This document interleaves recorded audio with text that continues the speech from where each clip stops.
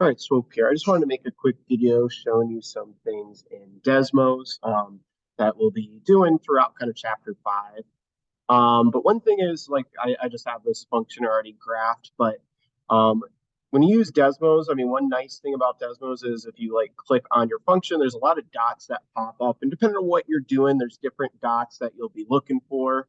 One concept we'll see in 5.1 talks about relative maximums and minimums. These would be kind of like the high and low points of our graph as it turns directions.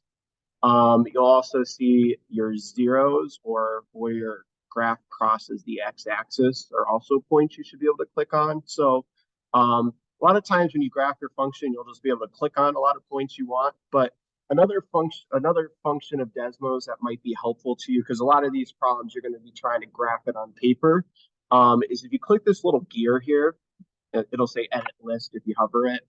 You click this first option, it says convert to table if you hover over it, though. It'll give you a table of points. And typically, it's going to give you the points that you're going to want to, that will actually fit on your graph. Usually, it kind of gives you the points towards the center. Um, and these points, I would just plot all of them that fit, or at least a good amount of them until I get my picture. But along with the points you could click originally in this table, you should get enough points to help you graph your function.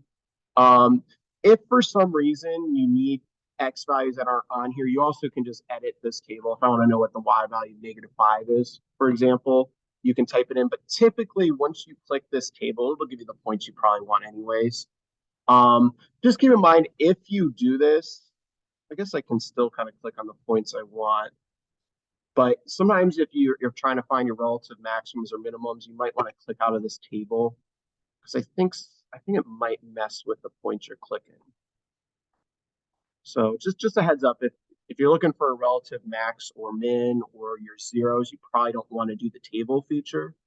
But if you're just looking for some points to kind of help you get the shape of your graph, that's where you're going to want to use the table. You can also use your graphing calculator. You can graph it, do second table to get your set of points from there, and you can use the maximum and minimum feature to find the max and min. But Desmos is going to be a lot easier, or at least faster for at least getting the maximums and minimums. So hopefully this helps. If you are having any trouble, definitely touch base with Mrs. Milosevic, or you feel free to even reach out to me. I'll see what I can do, or I'll make another video. But have a good one, everyone.